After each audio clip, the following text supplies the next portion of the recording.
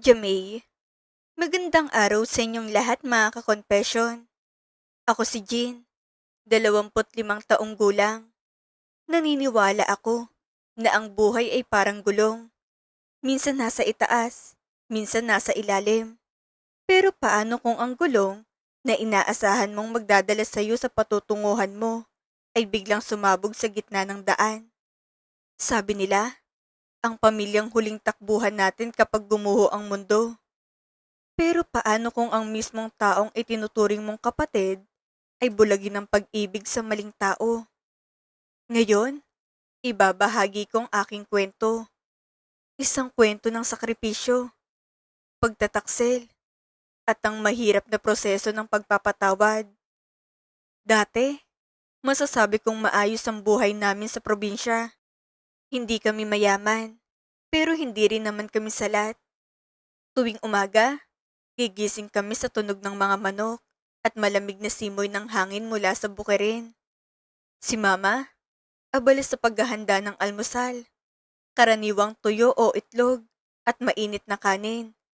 Habang si Papa naman ay maaga nang umaalis para asikasuhin ang maliit naming sakahan at ang kanyang sideline na pagbiyahe gamit ang lumang sasakyan.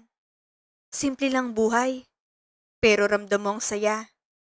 May tawanan sa hapag, may kwentuhan bago matulog, at may pangarap na sabay-sabay naming hinahabol. Napag-aral ni Mama at Papang mga kapatid ko. Ako naman, nakapagtapos na at may trabaho na sa isang lokal na bangko roon. Maliit lang ang sahod ko noon. Sapat lang para sa sarili kong gastusin at kaunting tulong sa bahay. Kahit papaano, may ambag ako sa kuryente at sa baon ng mga kapatid ko. Payapa ang lahat hanggang sa dumating ang isang bagyong hindi namin inaasahan. Nagkasakit si Papa. Nagsimula lang sa simpleng ubo. Yung tipong hindi mo papansinin dahil akala mo lang pagod. Pero lumala ito. Unti-unti siyang nanghina. Hanggang sa isang araw, kinailangan na siyang dalhin sa ospital. Doon namin nalaman na sa bagang problema niya. Parang binuhusan kami ng malamig na tubig. Hindi kami handa, Miss Jamey. Hindi emosyonal, lalong hindi pinansyal. Doon ko natutunan na sa isang iglap, ang lahat ng pinaghirapan mo ng ilang dekada ay pwedeng mawala na parang bula. Para maisalbang buhay ni Papa, unti-unti naming naibentang mga ari-arian namin. Ang maliit na lupang sakahan na pinagkukunan namin ng kabuhayan. Ang sasakyang ginagamit ni Papa sa negosyo. Hanggang sa pati ang mismong bahay na kinalakihan ko. Yung bahay na puno ng alaala ng pagkabata ko ay naibenta para sa hospital bills at gamot. Ginawa namin ang lahat. Walang gabi na hindi kami nanalangin. Sa bawat beep ng makina sa ospital, parang kasabay nitong tumitibok ang puso namin sa kaba. Umaasa kami na isang araw, gigising si Papa at magiging maayos ng lahat. Pero sadyang mapaglaro ang tadhana. Sa kabila ng lahat ng sakripisyo, binawian din ng buhay si Papa pagkalipas ng ilang buwan. Naiwan kaming tuliro. Nawalan kami ng haligi. Nawalan pa kami ng tirahan. Masakit. Sobrang sakit. Pero kailangang magpatuloy. Hindi pwedeng tumigil ang mundo namin kahit parang gumuho na ito. Isang buwan matapos ang libing, tumambad sa akin ang realidad. Ang kapatid kong si Jan ay papasok na ng kolehiyo. May pangarap maging engineer. Ang bunso naman namin, high school na't nangangailangan ng baon, libro at uniforme.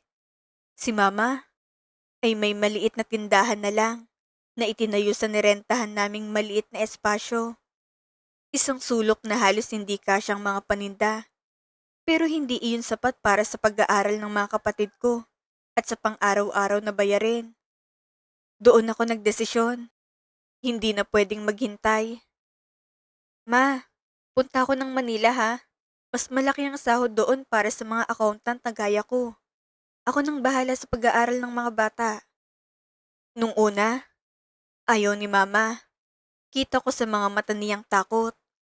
Takot na mawala na naman ang isa sa amin. Takot na baka hindi ko kayanin. Pero wala kaming choice eh. Sa huli, pumayag din siya, kahit labag sa loob niya.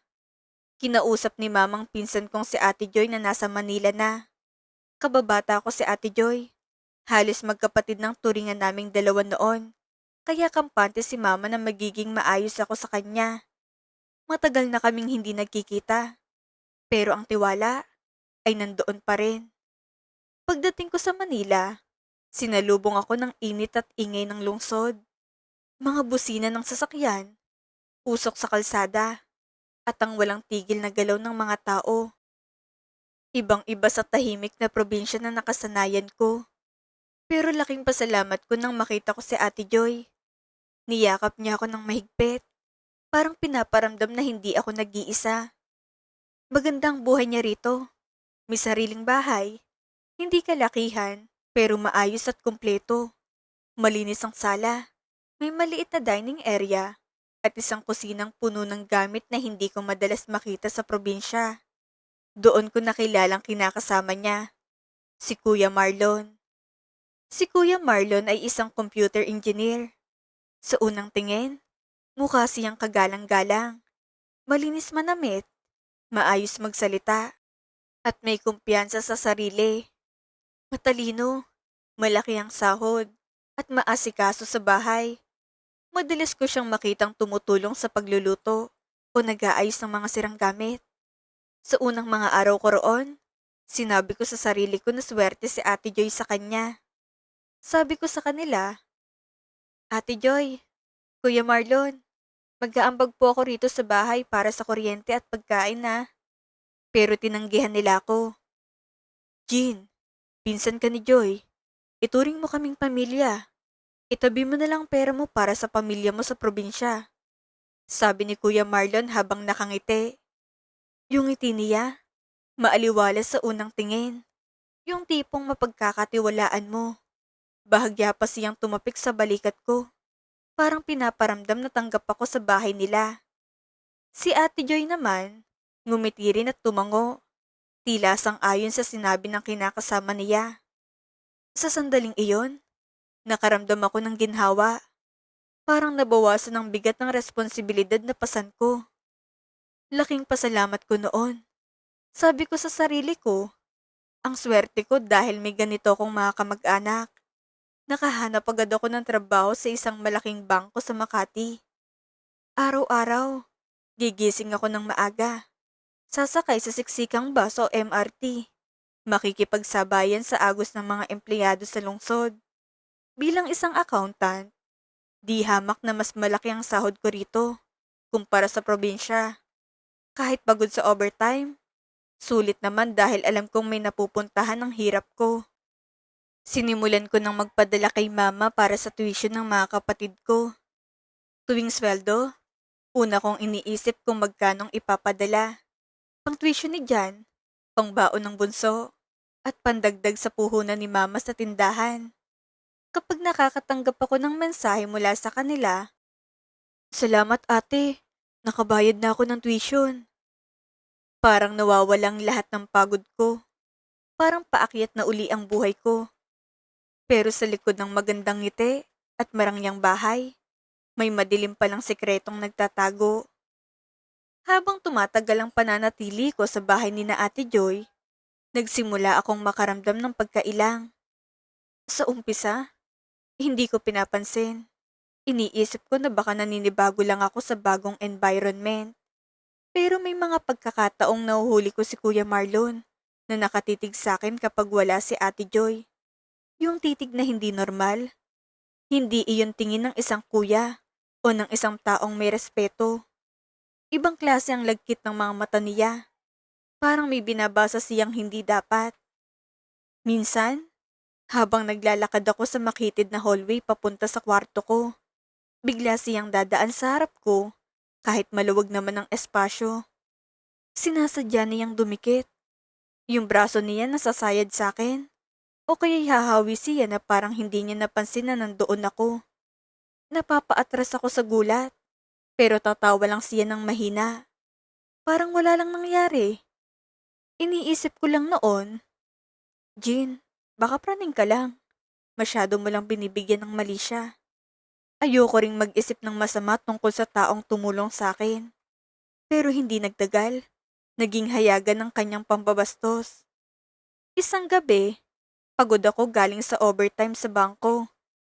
Mabigat ang ulo ko, masakit ang likod, at halos hindi ko na maramdaman ng mga paa ko sa sobrang pagod. Pagdating ko sa bahay, tahimik na. Nakapatay ng ilaw sa sala at mahina na lang ang ilaw sa kusina. Pumasok ako sa kwarto ko, nagbihis at agad na humiga. Hindi na ako nakapag-isip pa. Nakatulog ako agad. Pero nagising ako sa gitna ng gabi dahil nararamdaman kong may bigat sa ibabaw ng kama ko. Parang may presensya. Mabigat ang hangin at may kakaibang amoy. Amoy alak. Pagdilat ko, laking gulat ko nang makita ko si Kuya Marlon. Malapit ang mukha niya sa akin at ramdam kong mainit niyang hininga. Namumulang mga mata niya. Halatang lasing. Bago pa ako makasigaw, sinubukan niya akong halikan. Mabilis akong nakaiwas at naitulak ko siya palayo. Halos madulas siya sa sahig sa lakas ng pagtulak ko. Kuya Marlon, ano bang ginagawa mo? Nasa kabilang kwarto si Ate Joy. Pulyaw ko sa kanya habang nanginginig ang buong katawan ko sa takot at galit. Ramdam kong pintig ng puso ko sa dibdib ko. Parang lalabas na ito sa lakas. Imbis na matakot, ngumiti lang siya ng nakakaloko. Yung ngiti niya, malayo sa itsura niyang maayos sa umaga. Parang ibang taong kaharap ko. Jean, huwag kang maingay. Hindi naman malalaman ni Joy to. Sabi niya habang papalapit ulit. Alam kong kailangan mo ng pera para sa pamilya mo sa probinsya. Kaya kitang bigyan ng higit pa sa kinikita mo sa bangko. Para akong binuhusan ng malamig na tubig. Nandidiri ako. Nandidiri ako sa kanya. Sa sitwasyon. At sa sarili ko dahil hinayaan kong mangyari to. May pera ako, kuya. Nagtatrabaho ko ng marangal.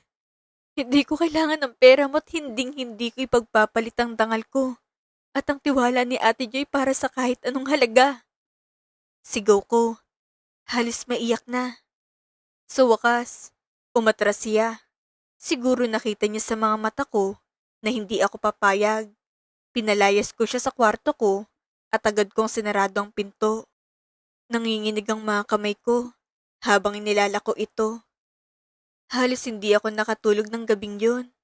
Umiiyak ako habang nakasandal sa pinto. Tinitiyak na nakalak ito ng maayos. Bawat kalis ko sa labas, kinakabahan ako. Pakiramdam ko, ang bahay na itinuturing kong ligtas ng kanlungan ay naging isang kulungan. Kinabukasan, hindi na ako nag-atubili. Kahit kulang sa tulog at maga ang mga mata, bumangon ako ng maaga. Hindi ko kayang kimkimin ang nangyari. Kailangan malaman ni Ate Joy ang totoo. Habang nagluluto si Ate Joy ng almusal, naamoy kong ginisang bawang at sibuyas na kumakalat sa kusina. Isang normal na umaga, pero para sa akin, napakabigat ng hangin. Nakatalikod siya, abala sa paghihiwa ng gulay. Ate, mahina akong tawag, pero may bigat. Pagharap niya sa akin, doon ko na sinabi ang lahat. Walang tinira, walang itinago. Ang pagpasok ni Kuya Marlon sa kwarto ko, ang pagtatangka niyang halikan ako, at ang paggalok niya ng pera kapalit ng katawan ko. Inaasahan ko na magagalit si Ate Joy sa kanya. Inaasahan ko na ipagtatanggol niya ako. Nayayakapin niya ako at sasabihin, nandito ako. Pero ang reaksyon na nakuha ko ay parang isang sampal sa aking muka. Tinigil niyang paghihiwa ng gulay at dahan-dahang ibinaba ang kutsilyo. Pagharap niya sa akin, malamig ang tingin niya. Hindi yung kapatid na kilala ko noon. Jean, ano bang pinagsasabi mo? Si Marlon? Gagawin yon? Imposible. Ate, nagsasabi ko ng totoo. Kamuntik na niya akong bastusin kagabi. Sigaw ko, pero tumawa lang siya ng mapait. Alam mo ba, Jean? Napapansin ko na rin ang pagpapasikat mo rito sa bahay eh.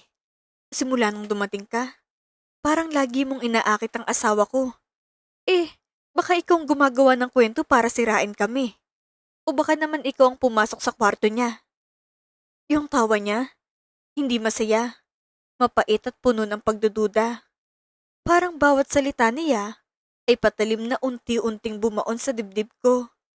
Nakatingin siya sa akin mula ulo hanggang paa. Parang sinusukat kung hanggang saan ang kaya kong gawin. Para akong pinagsakluban ng langit at lupa. Hindi ako makapaniwala sa naririnig ko. Ang pinsan ko, ang kababata ko, ang taong pinagkatiwalaan ko.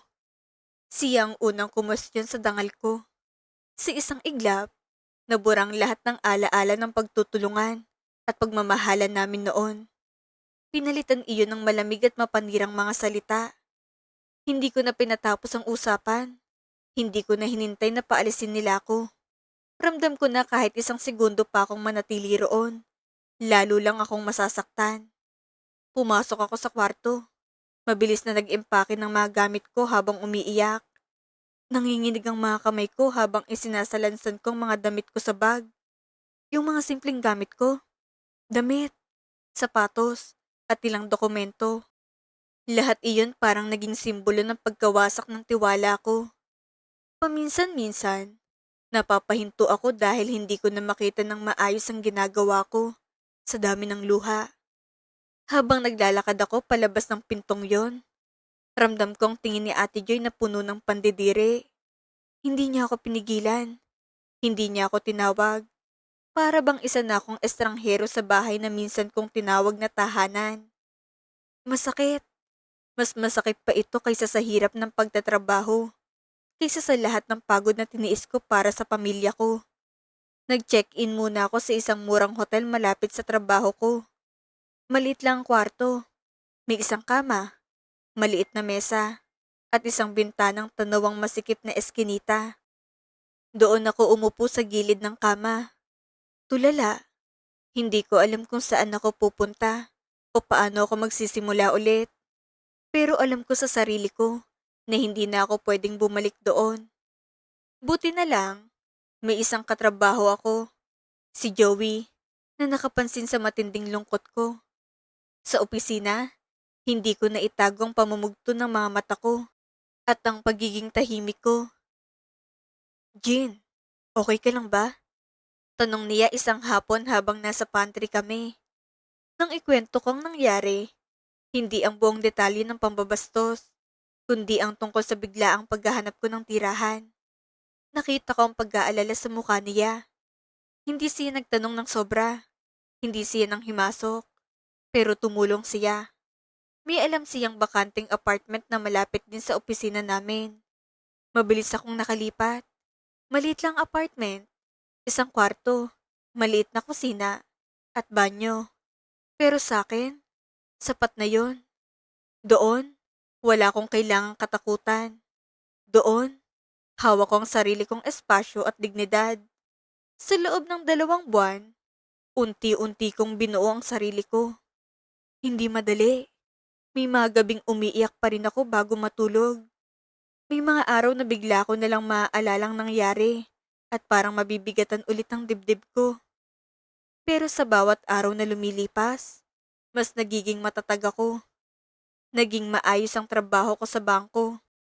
At dahil wala na akong binabayarang utang na loob sa ibang tao, mas nakakaipon ako.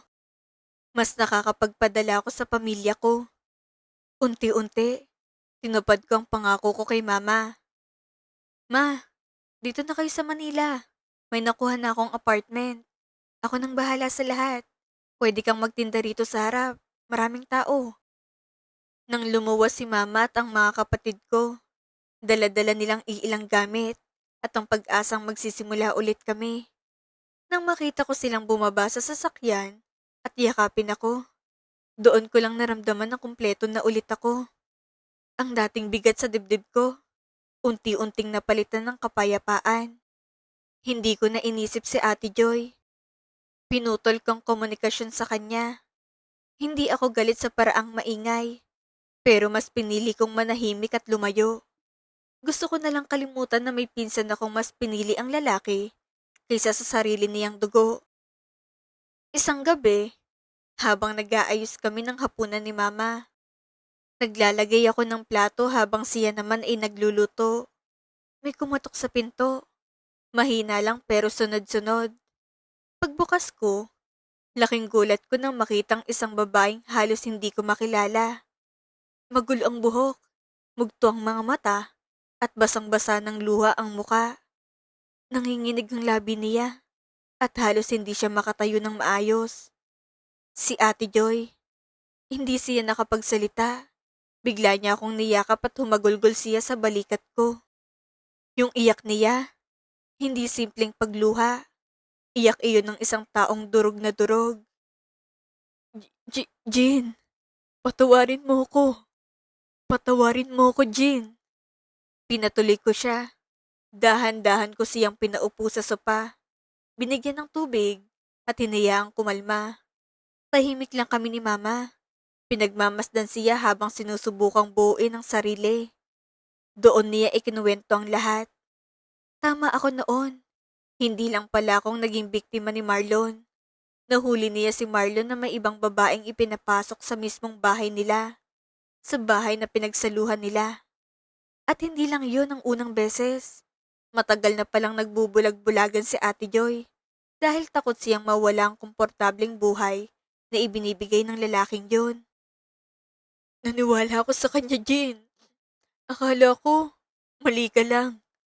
Pero, nung nakita ko na mismong mga mata ko, naalala ko lahat ng sinabi mo. Sobra akong nagsisi na pinagtabuyan kita. Hikbi niya. Hawak-hawak ang kamay ko na parang takot akong mawala. Sa totoo lang, may galit pa rin ako sa loob ko. Hindi agad nawawala ang sakit na dinulot ng pagtataksil, lalo na kung galing sa pamilya. Pero nung makita ko ang pinsan ko na durog, hindi ko nagawang maging matigas. Nakita ko sa kanyang parehong sakit na nararamdaman ko noon. Sabi ko sa kanya, Ate Joy, matagal na kitang pinatawad. Pero kailangan mong matutunan na hindi mo kailangang dumepende sa isang lalaking walang respeto sa'yo. Pinatawad ko siya sa isang kondisyon na hinding-hindi na niya babalikan si Marlon at tinupad naman niya iyon. Lumipas ang mga buwan, naging maayos ang samahan naming muli. Unti-unti naming binuo ang tiwala na nasira.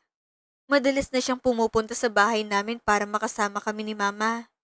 Tumutulong sa pagluluto, nakikipagkwentuhan, at minsan, tumatawa na ulit tulad ng dati. Nagtrabaho rin siya at unti-unting itinayo ang sariling buhay. Hindi na siya umaasa sa iba. Natuto siyang tumayo sa sarili niyang mga paa. Ngayon, masaya ako para sa kanya dahil mayroon na siyang bagong karelasyon. Isang lalaking mas mabait, mas simple, at higit sa lahat, marunong rumespeto sa kanya at sa pamilya namin. Natutunan ko na ang pamilya ay hindi lang tungkol sa pagtira sa ilalim ng iisang bubong. Ito ay tungkol sa pagtindig para sa katotohanan, kahit gaano pa ito kasakit. At minsan, kailangan nating dumaan sa matinding unos para malaman kung sino talaga ang mga taong mananatili sa tabi natin sa gitna ng ulan. Mga ka-confession, ang dangal ay hindi kailanman dapat ipagpalit sa pera o komportableng buhay. Huwag tayong matakot at tumayo sa sarili nating mga paa. Kahit ibig sabihin nito ay magsisimula tayo sa wala. At para sa mga taong bulag sa pag-ibig, tandaan nyo, ang tunay na nagmamahal ay hindi kayo itatalikod sa inyong pamilya. Ang katotohanan ay laging lalabas. Gaano mo man ito subukang itago. Kayo mga ka-confession, anong aral ang inyong nakuha sa kwento ni Jean? I-comment ang inyong saloobin sa ibaba. Muli, ito ang inyong lingkod, Miss Jamay. Hanggang sa susunod nating confession.